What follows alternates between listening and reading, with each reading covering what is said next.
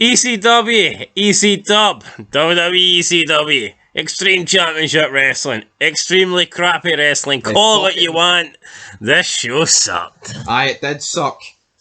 No, maybe not as bad as this intro, like, but you know what? It was 17th of July 2007.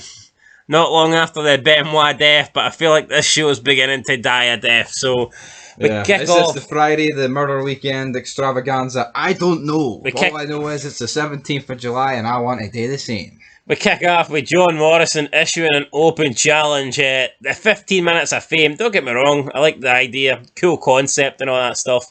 Basically, if you can last 15 minutes in the ring with John Morrison, you will get an ECW championship match. My problem is, this guy is the ECW champion.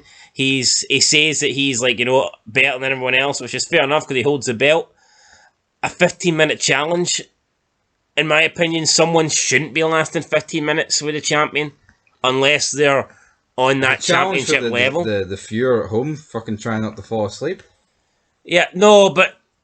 No, I know, I totally get it. And then he says that he's found one of the best, you know, opponents, physical specimens from this city, and out comes some guy that probably looks as if he weighs less than Adam Cole. I believe his name was Soker. He was a luchador or whatever. And it's like, does Morrison really need 15 minutes to beat this guy? No. 15 minutes of fame, maybe that's, sounds good, but I think it should be like a 5 minutes of fame. Or 3 minutes, I feel like 3 minute warning. Like, beat the clock challenge, fuck's sake. I just think a 15 minutes of fame match is... No, you wouldn't expect Dreamer or somebody to last 15 minutes with Morrison. I know, let alone this guy. So I mean... Whose decision was this? You know, I just... I just don't get it, right? This guy was never going 15 minutes. I believe he lasts 14 seconds. Morrison wins, and after the match... Didn't last 15 seconds. 14 seconds it is. After the match, Punk comes out, challenges him to a title match. Dreamer's there as well, I believe. Says that he wants a title match. Morrison says he's already went through a grueling match tonight. 14-second grueling match there. And that he'll get his match next week or whatever.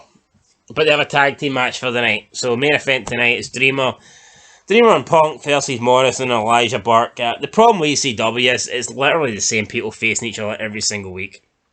Literally. And I feel like you didn't really get this in the first year. I always feel like... I don't know. People getting suspended or fired. That helped, you know what I mean? Now the roster's just stagnant. Yeah, but... now you don't have people getting suspended for fucking doing marijuana, so... You're getting the same matches every week. Then we get a promo. Triple H's return at SummerSlam. Looking forward to it. Speaking of matches that we've seen a hell of a lot recently, we get Kevin Thorne versus Stevie Richards. Probably the only match we've seen more than this is Stevie Richards versus CM Punk. But we've seen CM Punk versus Elijah Burke quite a lot too.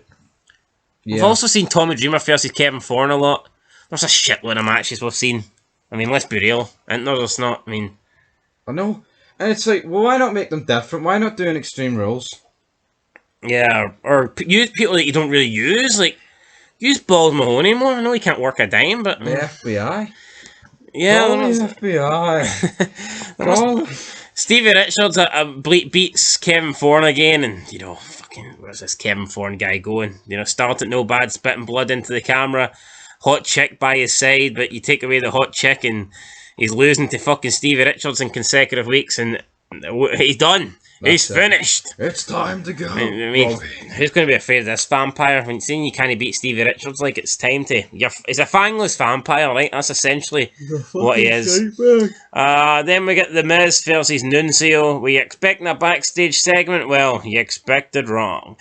The Miz defeats Nunzio. I think this is like... I remember seeing this a couple weeks ago. I've seen it again. Miz hits his... Shining Wizard, whatever he calls it, on Nunzio. He beats Nunzio. Good news is, we're getting a backstage segment. We're getting something. We're getting a break from the matches, right? No, wait, wrong. Straight up next, we're getting Big Daddy Fee versus Jimmy Cruz and Victor Calvalio. Cornell Kebabs. Not sure which one is Jimmy Cruz or which one's Victor Calvalio, but does it really matter? No, could be Alberto Del Rio. I mean, these two guys combined weights doesn't even add up to one of fucking Big Daddy Fee's tits. So I mean, that's that's about the size of it, really. That's about the size. Calling all kebabs. Daddy Fee walks out, signature Fee sign, gets in the ring. I mean, don't get me wrong, Big Daddy Fee's offense. It's not like, you know, the most creative, like, but seeing you see a big fat bastard hitting these moves, like, it looks like he's legit killing these guys. So I mean, he's a better worker than Big Show. Like. I'd say so. Like, I mean, yeah, no, but that's what I mean. I know this is a year down the line, but imagine if Big Daddy Fee was ready. Do you not think his title reign would have been better than Big Show's? Yeah, with Matt It's just Striker. something different. See, with Big Show, it's the same boring. I'm the big angry giant. TV doesn't do me justice. You have to see this guy in size. He's 7 foot tall, 500 pounds. Fuck off. That's why I think of that. Big Daddy Fee, you're getting this big fucking bastard with the police sirens, calling all cars, calling, you know what I mean? It's great, and he's coming out, he's hitting this mad offense, he's just squashing guys. Flab flying everywhere. It shouldn't be good, but for some reason it is. Yeah. And I mean, what's he got to show for it? A couple of squash matches? I know, so, aye. Would have been interesting to see this guy inside. Would this guy even fit inside Elimination Chamber? Who knows? We might find out, but Big Daddy Fee beats these two. No surprise there, 2-1. Pretty easy. And then, with about 19 minutes of the show to go, we're finally going to get a non-wrestling match. No, we're not. We go straight into the main event. Morrison and Burke versus Punk and Dreamer. See when you've got 19 minutes to go and you go straight into the main event on a show that lasts just about 45 minutes. It's like, a match shouldn't be going near 20 minutes in ECW. It just shouldn't. Unless it's like a one-off special, or it's a title match, or it's a, you know, a big stipulation match. So even if it's like, RVD versus Sabu ladder match, or, you know, or something like that, contract, no, that's okay, I don't mind that. But this is a throwaway tag team match. Literally. What was the point of this? Exactly. See when it was RVD versus Sabu, winner goes to face Big Show at SummerSlam, or RVD versus Big Show himself. I mean, that's different, but nah, man, this shouldn't be 20 minutes. Like, and Morrison's team loses. Punk beats Burke again, which feels like the fucking fourth time in about a month now. I mean, all Burke does is lose to Punk these days. You can fucking cry how many times I've seen this. Maybe I'll try fucking spitting out a proper sentence first, then we'll talk about crying. Yeah, Punk wins, celebrates, Morrison walks to the back, you know, it's whatever, I mean, it's lame, whoop-de-doo, it's just not a great show, man, very, very disappointing. I mean, the whole 15 minutes of fame thing was alright, and Big Daddy Fee match I thought was enjoyable, just to see him ragdoll these two guys.